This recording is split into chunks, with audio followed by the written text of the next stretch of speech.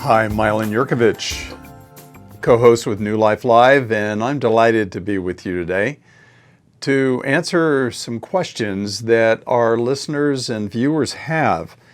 And I love these questions because they really deal with our lives, the heart of life, the heart of the matter, things that bring us joy and things that bring us sadness and things that are confusing. And how do we get through these things? So I wanted to talk about a topic today called depression. How do we bring depression into the light? How do we talk about depression and how to break free of it? So that's a great question. What is depression? A depression is a dip in the road. That's actually a literal Greek interpretation of the word depression. And the Apostle Paul used it. He referred to himself as being depressed, and it means a dip in the road, where you go down into a low spot. And low spots are a part of our life. They happen to us, and I like to refer to life as being a part of, or similar to what I call, or what science calls, a sine wave. A wave in the ocean, a wave of light travels in a sine wave like this. Starts here, ends here, and it goes up high, comes down, crosses this neutral line, goes down into a dip, and comes back up again to the neutral point. So that's a full sine wave, one that looks like that.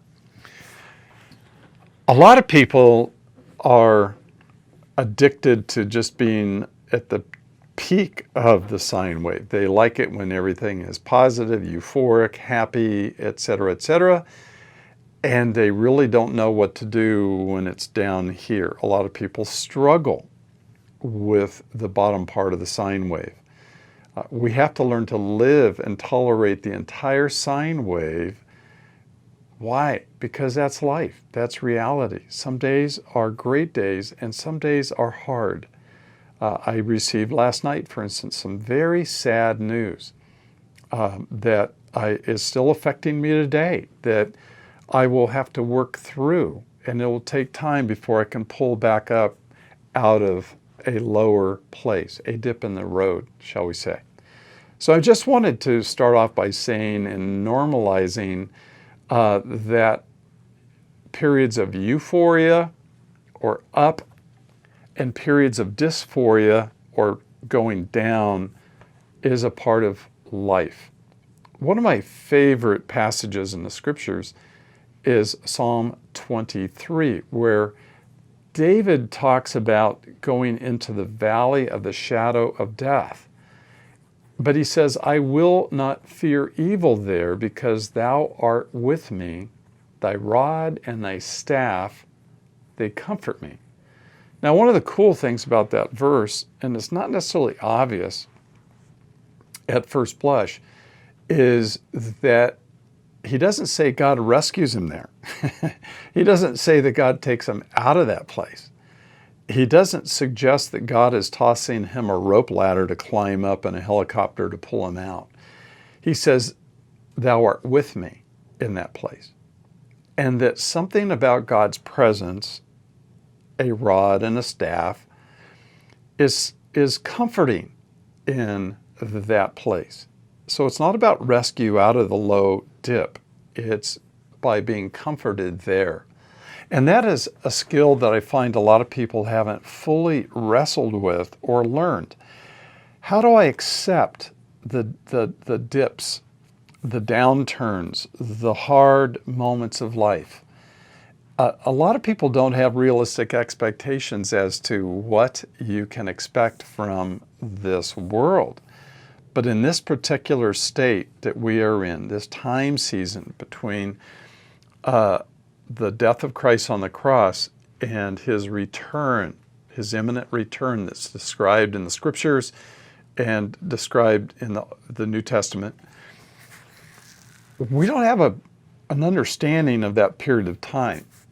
And for some people, they want to live in a belief that it's all victorious, a victoriousness message. There's no, if you will, theology for pain or suffering or difficulties in this period of time. But the Bible says that God has subjected the creation to futility, and all creation groans and suffers. So if you have an expectation that there shouldn't be any pain, but you have areas in your life where there is pain, that could be depressing, because what am I doing wrong? Maybe part of the problem is you're listening to the wrong people. I know a person who recently left a certain denomination because that person reported they had no theology for pain and suffering. Everything's supposed to be upbeat and positive and joy and worship and all that kind of stuff. And yet God tells us there's pain here. All creation groans. Now, that's just a quick overview of the ups and downs of life. What I consider to be just basic information, a lot of people really haven't put all those pieces together. That's why I want to take some time to talk about it. Now let's talk about clinical depression for a second.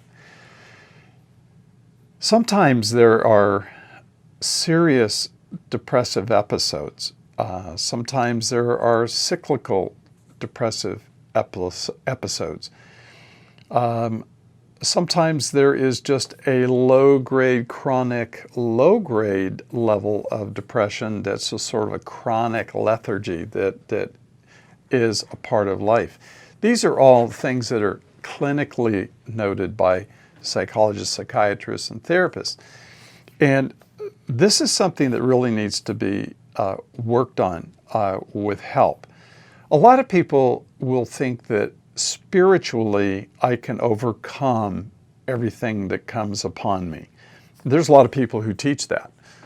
They will say that everything that is you encounter in this lifetime needs to be dealt with in a spiritual manner, that if you are doing the right things, you will be able to appropriate the power of God, and as well as all of His promises and blessings, to be able to rise up out of that place of depression, clinical depression.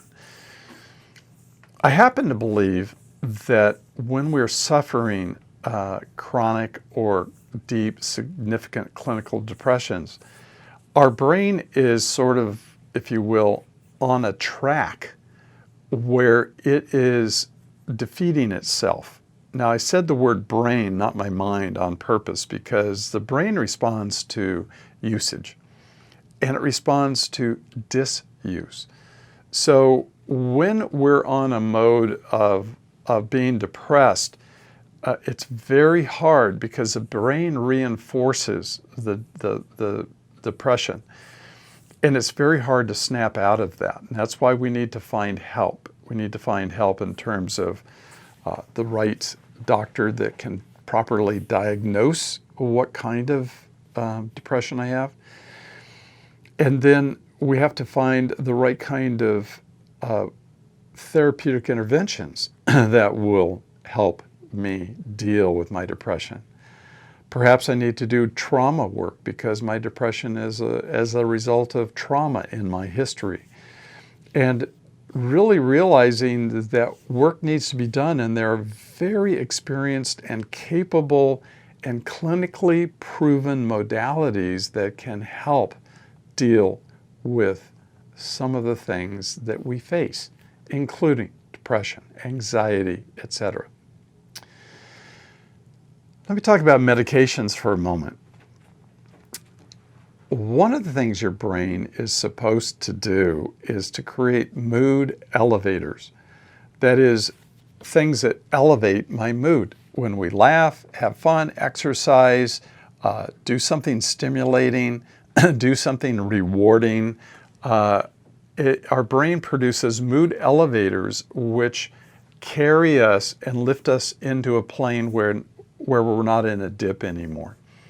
And but sometimes when the brain is on a track of depression for an extended period of time, it's hard to pull out of that.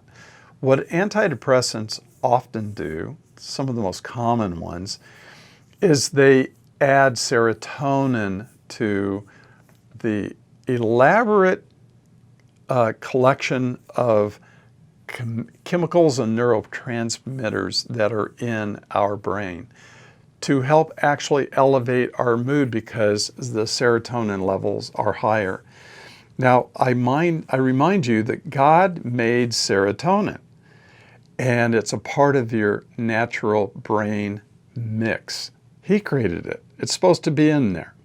And life is supposed to elevate it in the good moments and upward moments of life.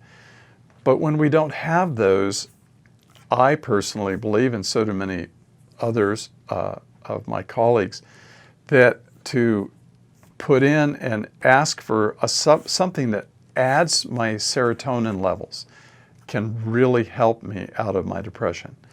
So an antidepressant that allows serotonin to reaccumulate and build up in our minds, in our brains, allows our mind to be freer because we have lighter feelings and lighter moods. There are other medications that are very helpful for very severe and serious cases of depression. There are medications that can really help, and I really encourage you, if you have a serious depression, to go get help and talk to a professional medical doctor that can help you analyze what is the source of this depression, how long has it been there, and what needs to happen about that. And to provide the resources and point you in the right directions. Let me make one last statement. In this lifetime, we're always going to have, and I said this at the beginning, I'll say it again, we're always going to have ups and downs. We will never be able to escape the drops in life where we encounter difficulties in life and difficulty pieces of news that we encounter on a regular basis. Sometimes we just need to learn to adjust to those and accept the reality that this is life. If it's more serious, we need additional help. I really encourage you to not be discouraged or depressed because you have depression, but I encourage you to say, I'm dealing with something that every human being deals with, including Christians, and Lord, give me the wisdom to know a step to take to help this. But depression is something that will recycle through all of our lives because life has its ups and downs. I hope that's encouraging to help normalize the experience and encourage you. So thanks for being with me. Again, I will look forward to being with you on the radio one of these days again. And thanks for joining me today as we talk about depression and bringing that into the light.